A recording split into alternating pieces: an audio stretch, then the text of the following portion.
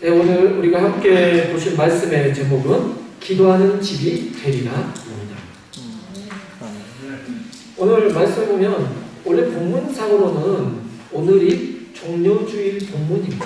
네, 다음 주가 종료주일이거든요. 우리가 잘하면 종료주일이라는 것은 예수님께서 예루살렘을 이제 입성하시는, 그래서 이제는 예수님께서 순환 예고만 하셨던 그 예수님께서 직접적으로 예루살렘으로 입성하셔서 내가 이제는 십자가에 달려 죽을 것이다 라는 것을 이제 직접적으로 이제 나서시는 거죠. 6월절을 앞두고 예수님께서 입성하신 이후에 이제 일주일간의 시간을 갖고 그 이후에 십자가에 달려 죽으시는, 그 전에 이제 예루살렘 입성에 대해서 그럼 예수님께서 예루살렘 입성을 처음 하신 것이냐? 그건 아니죠. 예루살렘에 예수님께서 방문하신 것은 성경으로 이렇게 계산해 보면 한 7번 정도 되고요. 더 될 거라고 생각이 됩니다. 왜냐하면 예수님께서 태어나셨을 때 시몬과 안나에게서 성전에서 만나서 그들에게 축복받는 장면이 나옵니다. 한 번, 그리고 예수님께서 12살 때 부모님 따라서 올라갔다가 성전에서 이제 많은 성경적인 이제 논쟁을 하시죠. 그때 가르치시고 다들 놀랬다. 그리고 예수님의 부모들은 예수님이 따라오는 줄 알고 갖고 있었다가 예수님을 잊어버렸죠. 왔더니 성전에 계시는 모습이 나옵니다. 그리고 다음 5가지 정도는 예수님께서 공생애를 시작하시면서 이제 명절 때마다 들리는 거예요. 원래 이스라엘 백성들은 명절 때 예루살렘에 올라가서 그곳에서 어떤 신앙적으로 우리가 말하는 설명절, 추석명절이 아니라 이들은 명절 때 가서 제사 드림으로 인해서 그 명절을 지키게 되는 거죠. 그러니까 초막절, 그리고 또 수전절, 이런 절기를 따라서 6월절, 절기를 따라서 올라가게 되신 겁니다. 근데 오늘 입성은 더 특별한 이유는 뭐냐면 예루살렘 입성하신 이후에 예수님께서 드디어 왕으로서 내가 왔다는 것을 선언하시는 게 있기 때문에, 그 전에는 그냥 방문만 하셨죠. 이번에 예수님이 오셨을 때 어린 나귀를 제자들을 통해서 가져오게 하시고 그 어린 나귀를 탔다. 스가랴서 9장 9절에서 이미 예언된 것입니다. 그러니 앞으로 올 메시아는 나귀를 타고 올 것이다. 그리고 예후라는 사람이 열왕기에서 나오는데, 예후라는 사람이 그가 아합의 집을 무너뜨리고 이세벨도 죽이고 난 이후에 예후가 나왔을 때 사람들이 옷을 벗어서 그를 왕으로서 초대합니다. 옷을 벗어서 까는 것은 새로운 통치자를 소망하는 그 영혼이 담겨 있습니다. 예수님이 오시는 그 길에 옷을 깔았습니다. 또 사람들이 종려나무 가지를 막 흔들었습니다. 이건 승리를 영원하는 어떤 기호와 같은 거죠. 종려나무가 잘라도 또 달라요. 줄기 잘라내도 거기서 또 다시 금방 피어나고 생명력도 강하고 그래요. 그리고 어디를 가든지 잘합니다. 이스라엘에 어디 가든지 먹을 것이 되고, 아니 종려나무 가지를 흔들면서 예수님을 맞이하는 내용이 있는 거죠. 예수님께서 입성하셨습니다. 근데 사실 이 종려나무 가지를 흔든 때는 사실은 6월절이 아니라 장막절이고 이럴 때 해야 됩니다. 중요한 건 오늘 본문에서 그러면 이제 예수님께서 예루살렘으로 먼저 성으로 오시기 전에 어디를 들렸다 오시냐면 여리고를 먼저 들렸다 오십니다. 이스라엘은 우리가 크게 도별로 나눈다면 서울 찍고 이렇게 내려오잖아요. 경기도 밑으로 이렇게 쭉 내려오다가 그리고 논산 있고 이렇게 내려오고 전라도까지 내려오듯이 도가 있잖아요. 맨 위쪽에 우리가 잘 아는 예수님이 계시던 갈릴리도입니다. 갈릴리도. 그 다음에 사마리아입니다. 그리고 유대도입니다. 그러니까 우리가 잘 아는 통일왕국일 때, 다윗왕 때보다 나라가 영토가 줄어졌지만 그래도 이 도가 다 있어요. 근데 예수님께서 오실 때 이 사마리아 도를 지나서 오실 수가 없죠. 그러니까 이렇게 돌아서 올 수밖에 없습니다. 사마리아 사람들이 유대 사람들하고 안 좋게 지내기 때문에 그들을 그러니까 유대 사람들은 사마리아 사람들을 개처럼 여기고, 너희들 이미 부패한 민족이다. 이미 너희들이 포로로 끌려갔을 때 하나님을 떠나서 살았으므로 너희들은 이미 타락했다 해가지고 서로 그냥 이렇게 하는 거예요, 적대시. 그러다 보니까 북이스라엘과 남유다도 이미 나눠졌고 그 돌아온 이후에도 그들 사이가 좋지 못합니다. 그래서 예수님께 돌아서 오셨다가 여리고를 들려서 여리고에서 예수님께서 어떻게 하셨죠? 소경도 바디메오도 눈을 뜨게 하시고 그리고 삭개오도 부르시고 이런 일을 하신 이후에 여리고를 지나 바로 여리고하고 가깝거든요. 예루살렘. 그래서 약 감남산, 감남원이라고 하는 것도 예수님이 계신 곳에서 1km밖에 안 됩니다. 그러니까 예루살렘으로 가깝잖아요. 예루살렘으로 이제 예수님께 오신 겁니다. 입성하셨어요. 그 예루살렘에 입성하자마자 오늘 본문 41절에 보니까 예수님께서 우셨다라고 나와 있습니다. 눈물을 그냥 흘린 정도가 아니라 어느 정도에 따르고 원어를 해석하면 이렇게 나오냐면요. 통곡했다. 심히 그냥 막 울면 막 소리 내어서 그냥 막 대성통곡한 걸 말합니다. 예수님께서 성을 보시고 대성통곡하고 우신 거예요. 그 이유가 뭘까요? 예수님은 미래를 아시기 때문에. 예수님이 보시는 그 성이 지금은 멀쩡해 보이지만 그 성이 그동안 수없이 많은 침략과 또한 압제 속에도 견디는 그 성이거든요. 이 민족들에게는 어떻게 보면 그래서 어떻게 보면 본인들에게 자긍심이고 이게 신앙의 모든 것인데 이 성을 예수님 보실 때는 앞으로 지금 당하는 일도 아니고 앞으로 더 이상한 일들이 올 거란 것이 보이는 거예요. 그 성을 보니까 막 대성통곡하고 우시는 거죠. 그리고 예수님께서 그 성을 지나 예루살렘 성전으로 향하십니다. 성전에 갔더니 난리거든요. 그래서 우리가 오늘 본문 속에서 뭘 알아야 되냐면 예수님께서 성전을 통해서 그 성전에게 하시고자 하시는 메시지가 있는 예수님 바라는 성전의 메시지. 우리가 잘 아는 대로 원래는 알렉산더 대왕이 장악을 해서 모든 헬라권으로 해서 모든 걸 다 통치를 나라를 묶었죠. 그리고 난 다음에 또 나라가 네 개의 나라로 로마가 되기 전에 나눠지잖아요. 그때 이제 수리아 지역, 셀루쿠스 왕조라는 그 왕조로 인해서 나눠져요. 그때 수리아 왕이 안티오쿠스라는 왕입니다. 안티오쿠스 왕이 되고 난 이후에 그래도 그는 유화 정책을 썼어요. 이스라엘 백성들에게 그래도 너희들이 신앙생활도 하고 성전에서 제사도 드리고 이렇게 유화 정책을 썼다는 거예요. 그들이 하는 모든 것들을 인정해 줬어요. 나쁘지 않았죠. 근데 중요한 거는 그 왕이 다음 아들 왕이 문제였죠. 안티오쿠스 에피파네스. 네, 안티오쿠스 4세. 이 사람이 심히 문제입니다. 왕이 되자마자 이 사람이 바로 이 대제사장직을 판매합니다. 판매. 원래는 사독 계열의 그 대제사장 가문만이 그래도 정통성이 인정받고 있습니다. 그래도 지금까지 비패하지 않는. 그런데 그냥 돈 주고 팔아버려요. 기존에 있던 사람에게서 대제사장님이 원래 형이었는데 그 형에게서 뺏어서 동생에게 돈을 받고 야손이라는 사람에게 팔아버려요. 근데 그 옆에 있던 다른 사람이 봅니다. 그 사람이 어떤 사람이냐면 그 사람은 바로 메넬라우스라는 사람이 그걸 보고 나도 돈 주고 살 수 있네 대제사장직. 그래서 메넬라우스가 돈을 더 주고 대제사장직을 사버려요. 그러면서 이 메넬라우스가 이제 대제사장이니까 엉망인 거죠. 이미. 그리고 이 사람이 모든 것들 안티오쿠스 에피파네스가 모든 것들 다 제재를 하는 겁니다. 그러니까 이미 성전은 오염되기 시작했어요. 이 사람이 욕심도 있고 야망도 있어서 애국을 치러 갔을 때 야손이라는 사람이 욕심을 내고 이때다. 내가 다시 대제사장이 되어야겠다. 그리고 치고 올라옵니다. 그러자 이제 안티오쿠스 에피파네스가 그걸 알고 화가 나서 다시 팔레스타인 지방에 이스라엘 지방에 군사 2만 명을 주둔시켜버립니다. 그때부터 핍박이 제대로 시작이 되는데요.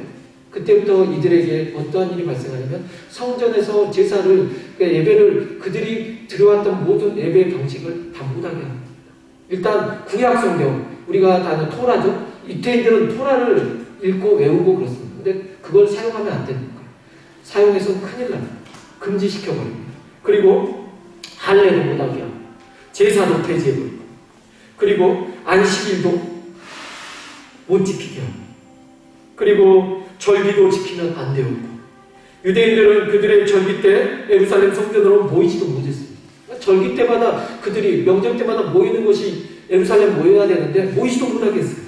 게다가 성전의 지성소에 제우스 신상을 세워버렸고 제우스에게 제사를 지내게 했습니다. 그리고 제사의 제물은 우리가 알듯이 소, 양, 비둘기 이런 거 해야 되는데 돼지, 그들이 제일 부정하게 생각하는 돼지로 제사를 드리는 거예요.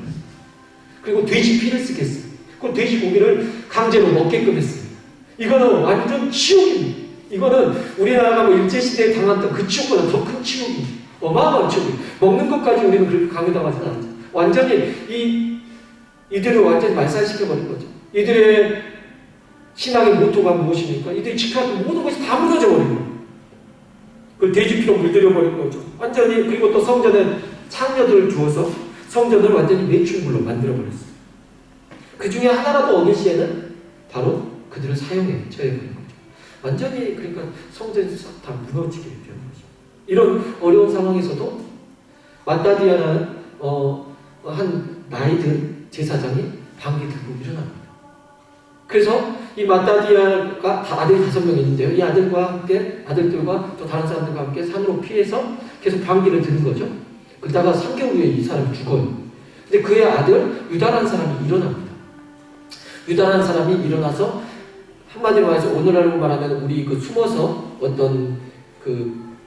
숨어서 우리가 방귀를 들 때 사람들을 숨어서 게릴라 작전을 펼치지 않습니까? 그 사람들하고 같이 이제 살아요. 홍길동처럼. 그래서 숲속에 살면서 이렇게 하면서 방귀를 계속 드는 거죠. 지속적인 방귀에 그래도 승리를 거두게 됩니다.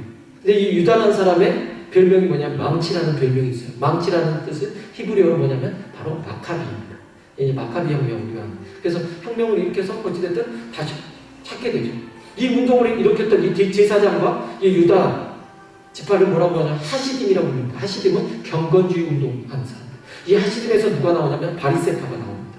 바리새인. 그러니까 이들의 목적 자체가 뭐였어요? 성전을 같이 회복하자. 우리 하나씩 예배를 회복하자. 이래서 시작하는 집단이에요. 우리가 이렇게 살 수 없지 않나요? 경건하게 다시 우리가 하나님 앞에 회복하자. 시작했어요.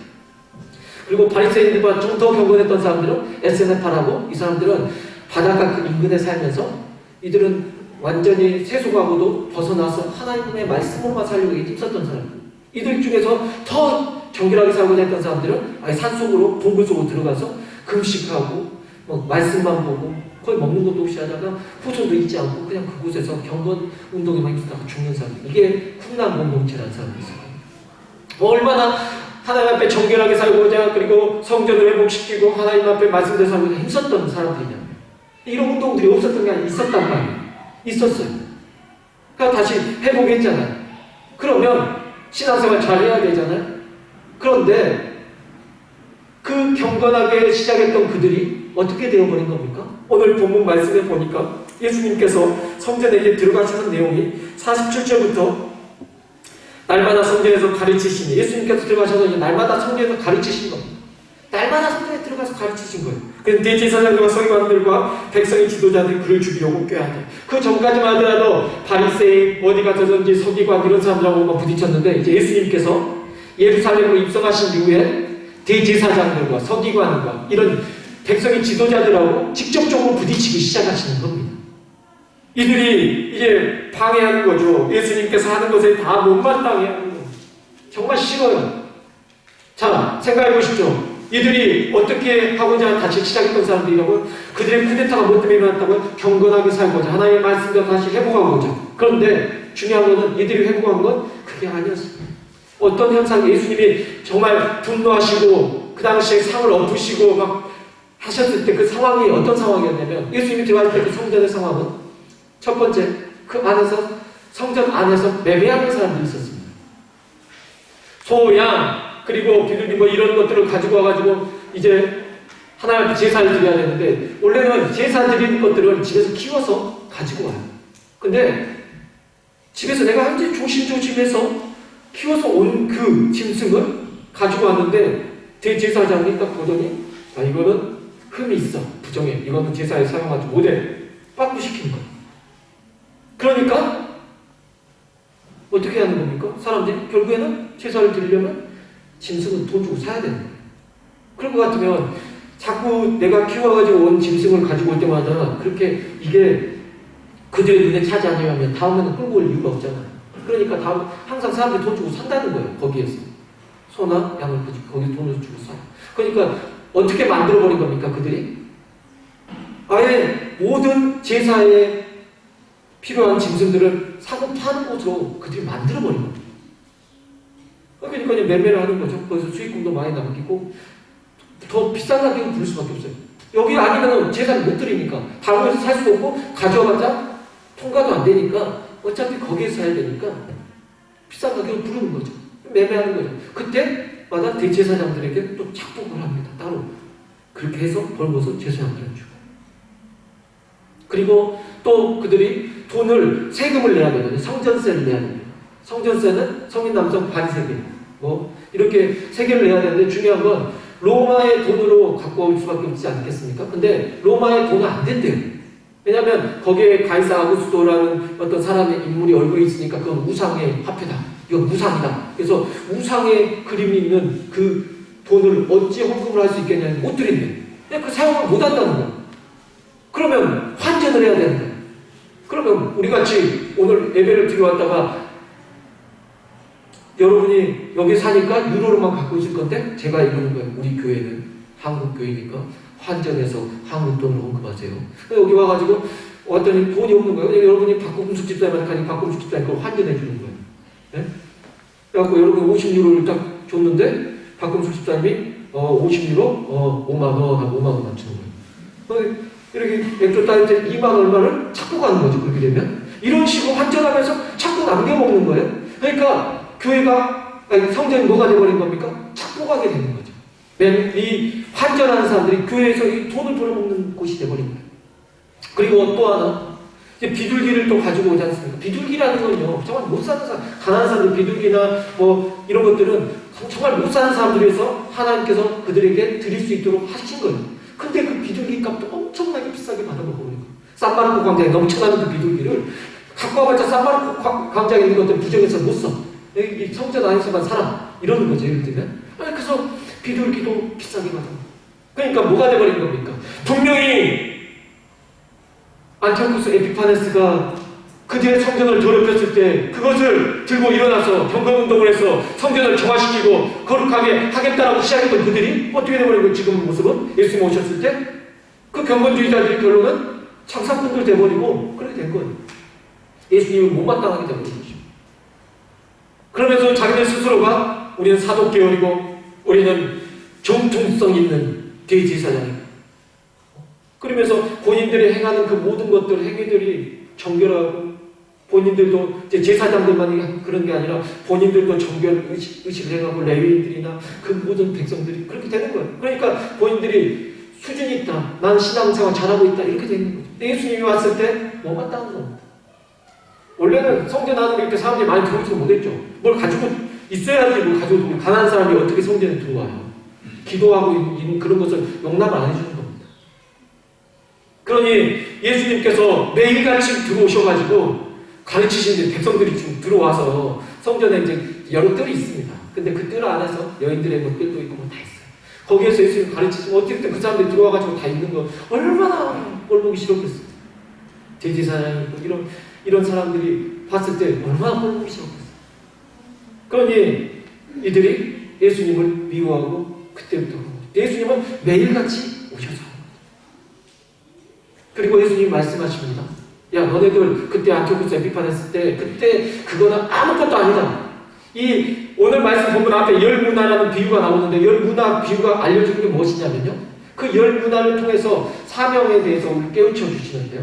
예수님께서 오신 이후에 어떻게 될 것이다 라는 것들 그리고 이전에 어쨌다라는 것을 이들은 다 알아먹어요. 그 전에 어떤 상황이었고 지금 어떻게 될 것인지 다 알아먹거든요.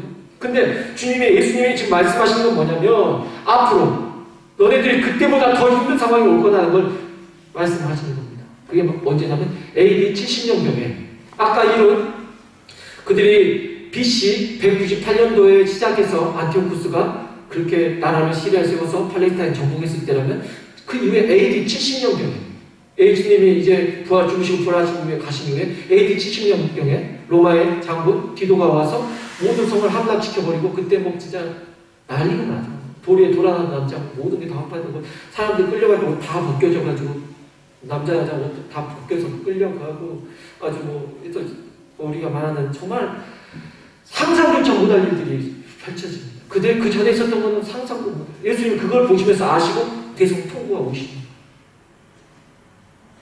그러면 지금 예수님 눈에는 미래가 보이시는 거죠. 지금 현재도 예수님의 눈에는 우리의 미래가 보이는 거예요. 우리가 나아가야 할 방향이 보이는 거죠.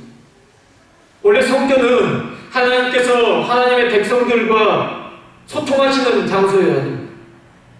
제사는 하나님께서 고기를 좋아하셔가지고 숯불향 맡으시려고 신행했던 것이 아니라 원래 그 취지 자체가 하나님께서 백성들을 만나기 위함이었어요. 처음에 솔로몬의 성전을 지었을 때도 하나님께서 그 솔로몬의 성전을 통해서 봉헌식 때 구름 가운데 영광으로 오셔서 그들과 만나시고 대면하시는 것입니다. 하나님께서 만나시기 위한 곳입니다. 근데 그게 목적을 상실해서 솔로몬도 우상 숭배에 빠져버리고 뭐 이런 그런 상황에서 성전이 예전 같지 않으니까 나중에 솔로몬 성전이 솔로몬이 죽고 난 이후에 없어지지 않습니까? 그 다음에 또 스룹바벨과 예수아라는 사람이 돌아오고 성전을 재건하고 느헤미야한테 성벽도 재건하고 그렇지만 또다시 무너지고 헤롯이라는 사람이 그 사람이 신앙이 아니지만 이스라엘 백성들에게 자기가 그래도 좀 영향력을 끼치기 위해서 성전을 재건해 주는데 헤롯 성전은 그러니까 재건했는데 그거를 돈이 없어서 조금씩 거슬면서 40년이 넘는 세월 동안에 성전은 조금씩 재건해 온 거죠. 근데 예수님이 오셔서 뭐라고 하냐면 야 고생했다. 야 얼마나 돈도 없는데 고생했다 이렇게 하신 게 아니라 야 허물어 이거 다 필요 없어. 내가 단 3일 만에 세우겠어 라고 말씀하십니다. 그 성전의 목적이 원래 하나님을 만나는 곳이어야 되는데 하나님을 만나는 곳이 안 돼버리니까 예수님께서 허물어라. 다시 목적을 회복하자. 예수님이 오늘 본문에서 말씀하십니다. 오늘 본문 말씀을 보시죠. 46절에 이렇게 말씀하십니다. 그들에게 이르시되 기록된 바 내 집은 기도하는 집이 되리라 하였거늘 너희는 강도의 소굴을 만들었도다 하십니다. 무슨 말입니까? 내 집은 무슨 집이 되어야 된다? 기도하는 집이 되어야 된다. 내 집은 내 성전은 기도하는 집이 되어야 된다. 그런데 너희가 뭘 만들어버렸다? 강도의 아지트 도둑놈들이 가득한 곳을 만들어버렸구나. 이놈도 도둑놈이에요. 저놈도 도둑놈이에요.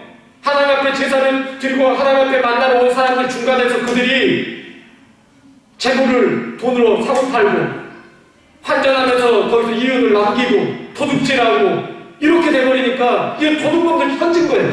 이거는 성전이 아니라 이건 강도의 속을 강도들 아지트가 돼버려요.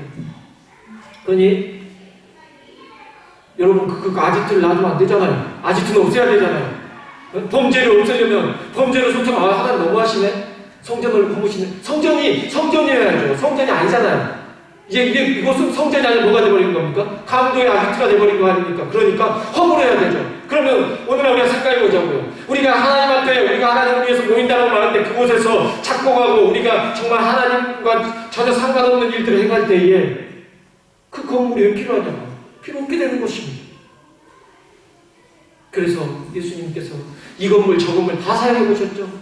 좋은 건물, 금으로도 성전을 지어보기도 하고, 광야에 있을 때 천막으로도 종류별로 천막을 이어서 금으로 별거 노수로 다 만들면서 변천사가 있었지 않습니까? 더 크게 여러 가지 뜰도 많이 생겨났고, 헤롯 때는 더 넓게 지었고. 근데 중요한 거는 다 필요 없어요.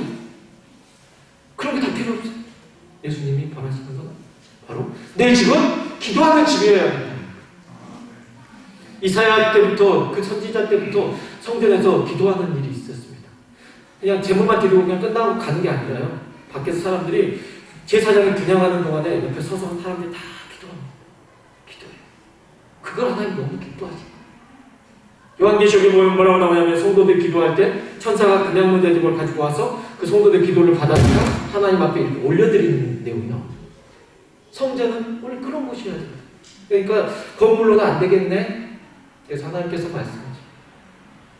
우리가 잘 아는 말씀 고린도전서 3장 16절 말씀. 너희가 하나님의 성전인 것과 하나님의 성령이 너희 안에 계시는 것을 알지 못하느냐. 우리가 뭐라는 거예요? 하나님의 성전인 거예요. 성전이 다른 곳에 있는 게 아니고 건물이 아니고 성전은 너희여야 된다는 거예요. 다 써보니까 안 되겠더라. 결국엔 우리가 막 말해요. 우리 성전은 여기 마음만 아니요. 너희가 하나님의 성전인 거예요. 뭐냐면 그냥 저는 그렇게 생각해요. 여기만 너 마음, 생각. 서양은 마음이 여기 있다고 그러고 동양은 여기 있다고 그러지 않습니까? 여기 저기도 아니라고 생각합니다. 그냥 너희가 하나님의 성전인 것과 그냥 여러분 자체가 전 인격적으로 전체가 하나님의 성전이라는 거예요. 하나님의 성전이라는 거예요. 그리고 하나님의 성전을 삼으시고 하나님께서 우리와 함께 거하기를 바라신다는 것입니다. 그러면서 말씀하실 때 너희가 그러면 성전의 본연의 목적을 회복하려면 그 성전은 무슨 공간이 되어야 된다? 기도하는 집이어야 된다. 집이 아무리 좋아도 그 집에 안 들어간다면 필요가 없는 겁니다. 중국 사람들이 그런데요. 좋은 집을 해외 곳곳에 지어놓고 사놓고 난 다음에 그들이 거기 살지는 않아요. 투자만 해놓고 놔둔 거죠. 그래서 유령 도시가 유럽에 정말 많습니다. 사놓고 좋은 집도 지어놓고 살지는 않아요. 투자만 해놓은 거죠. 무슨 소용이 있냐는 거죠. 집이 아무리 작아도 거기에서 가족들이 모여 살고 오손도손 웃고 즐기며 살아야 될 게 집이잖아요. 마찬가지입니다. 하나님께서 건물이 크게 이런 거 상관없는 거예요. 하나님이 바라시는 것은 아무리 작아도 오손도손 사는 것.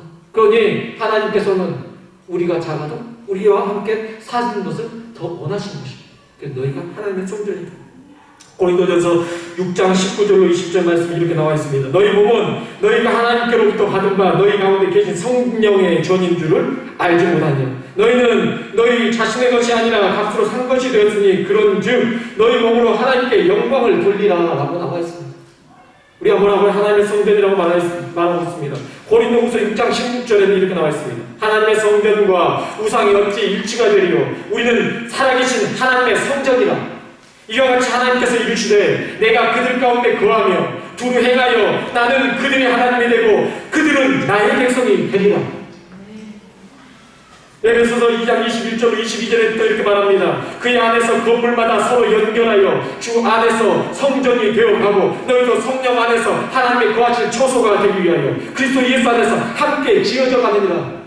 우리가 예수 그리스도 안에서 완전히 이루어진 성전이 아니라 예수 그리스도 안에서 성전이 날마다 지어져 간다는 거예요. 성령이 우리 안에 거하심으로 우리가 점점 성전이 되어간다는 것입니다. 어떤 이들은 말합니다. 네가 크리스천에 예수 믿었는데 너 때문에 내가 예수 못 믿겠다. 왜냐하면 우리가 아직 성전이 온전한 성전이 안 돼. 성전이라고 말하면 이제 땅만 샀을지도 모르겠고 건물을 하나도 못 짓고 이제 벽돌 한 장 쌓았을지도 모르겠습니다. 우리가 완전하게 지금 이루어진 성전이 아닙니다. 그러나 소망이 있는 것은 우리가 주 예수 그리스도 안에서 지어져 가고 있다는 거죠. 성전된 모습으로 지어져 가고 있다는 거죠. 베드로전서 2장 5절에서 이렇게 말합니다. 너희도 산돌같이 신령한 집으로 세워지고 예수 그리스도로 말미암아 하나님이 기쁘게 받으신 신령한 제사를 드릴 거룩한 제사장이 될지니라. 거룩한 제사장이다. 너희가 하나님의 나라요. 너희가 하나님의 백성이요. 너희가 제사장이다. 제사장은 성전에서 제사를 집도하는 사람.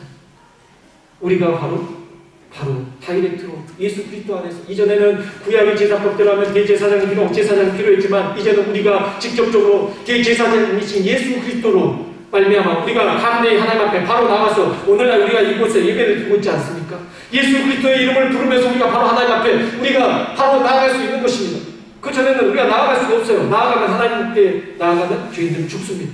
우리가 죽지 않고 하나님 앞에 예배로 나아갈 수 있는 것은 대제사장이신 예수 그리스도께서 우리 가운데 계시기 때문에 우리가 그의 이름을 힘입어서 우리는 죄인이지만 그는 의로우시기 때문에 그의 이름을 의지하여서 나아갈 때 죄인이 의인되고 그 예수 그리스도 때문에 죄인이 의인되어 하나님 앞에 설 수 있는 것입니다.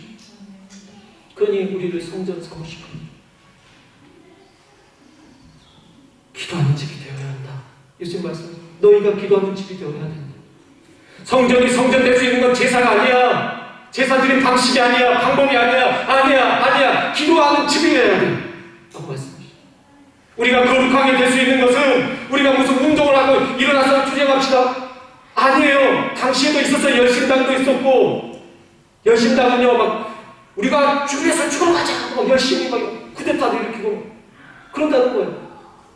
그러나 그때도 다 있었어요.